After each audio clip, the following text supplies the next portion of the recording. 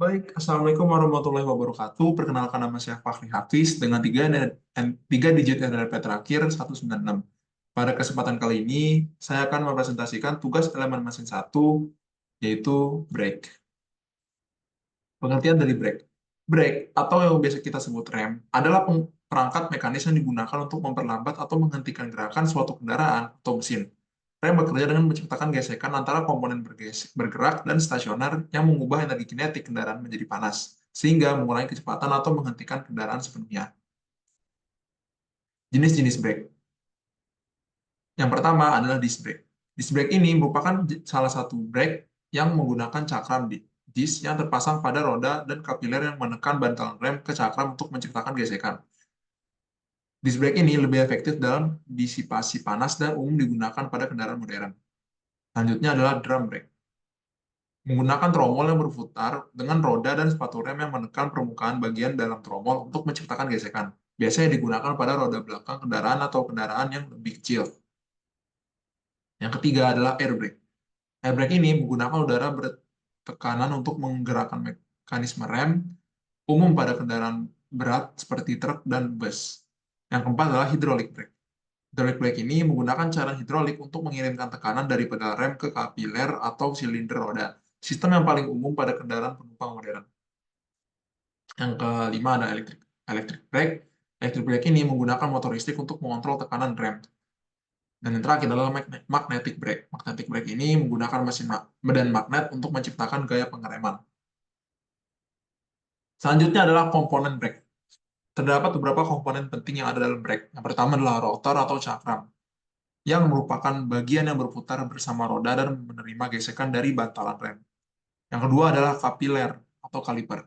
Kaliper yang merupakan komponen pada rem cakram yang menjepit cakram untuk menciptakan gesekan. Selain itu, kaliper juga memegang bantalan rem dan mengaplikasikan tekanan pada rotor. Yang ketiga adalah bantalan rem. Bantalan rem ini sendiri terbuat dari bahan friksi yang menciptakan gesekan dengan cakram. Yang keempat adalah master cylinder. Master cylinder ini mengubah tekanan dari pedal rem menjadi tekanan hidrolik yang diteruskan ke sistem rem. Selanjutnya ada tromol atau drum, yang dimana drum ini berputar bersama roda dan ditekan oleh sepatu rem pada rem tromol. Dan yang terakhir adalah sepatu rem, yang dimana sepatu rem ini menekan tromol dari dalam untuk menciptakan gesekan pada rem tromol. Selanjutnya adalah perhitungan brake. Terdapat 4 perhitungan brake. Yang pertama, torsi pengereman. Torsi pengereman atau TB yang dihasilkan oleh rem adalah produk dari gaya gesek FF dan radius efektif atau R dari rotor atau drum. Sehingga dapat dikatakan rumus dari torsi pengereman yaitu TB sama dengan FF dikali dengan R. Selanjutnya, yang kedua adalah menghitung gaya gesek atau FF. Gaya gesek ini dapat kita dapatkan dari koefisien gesek dikalikan dengan G normal atau mu dikalikan dengan Fn. Selanjutnya, menghitung gaya normal Fn. Gaya normal adalah gaya yang diterapkan oleh kaliper rem atau silinder roda. Hal ini tergantung pada tekanan hidrolik yang dihasilkan oleh master silinder dan area piston kaliper atau silinder roda, di mana memiliki rumus Fn sama dengan P dikali A, yang di mana P merupakan tekanan hidrolik dan A merupakan area piston kaliper atau silinder roda.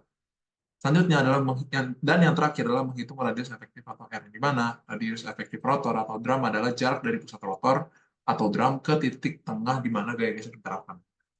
Selanjutnya adalah prosedur perhitungan desain brake. Pertama, kita harus menentukan spesifikasi kendaraan itu terlebih dahulu. Pertama, kita harus mengetahui massa kendaraan, di mana memiliki satuan kilogram. Yang kedua yaitu kecepatan maksimum atau V yang memiliki satuan M meter per second. Setelah kita mengetahui spesifikasi kendaraan, kita dapat menghitung energi kinetik dari kendaraan itu dengan rumus EK sama dengan setengah mv kuadrat, yang dimana M merupakan massa dan V merupakan kecepatan. Selanjutnya adalah menentukan koefisien gesek dan gaya normal. Koefisien gesek memilih material bantalan rem dengan koefisien gesek yang sesuai, dan gaya normal gaya yang diterapkan oleh kaliper. Selanjutnya kita dapat menghitung gaya gesek dengan rumus FF sama dengan mu dikali dengan Fn. Selanjutnya kita akan menghitung radius efektif, di mana radius pada rotor atau drum di mana gaya gesek diterapkan. Hal ini biasa ditentukan berdasarkan dimensi rotor atau drum rem. Yaitu kita dapat menghitung torsi pengereman dengan rumus TB sama dengan FF dikali R, di mana FF merupakan gaya gesek dikali dengan R, yaitu radius efektif. Setelah itu, kita dapat menghitung gaya pengereman total. Jumlahkan torsi pengereman yang dihasilkan oleh setiap roda untuk mendapatkan mendapatkan gaya pengereman total yang diperlukan untuk menghentikan kendaraan dalam jarak yang diinginkan.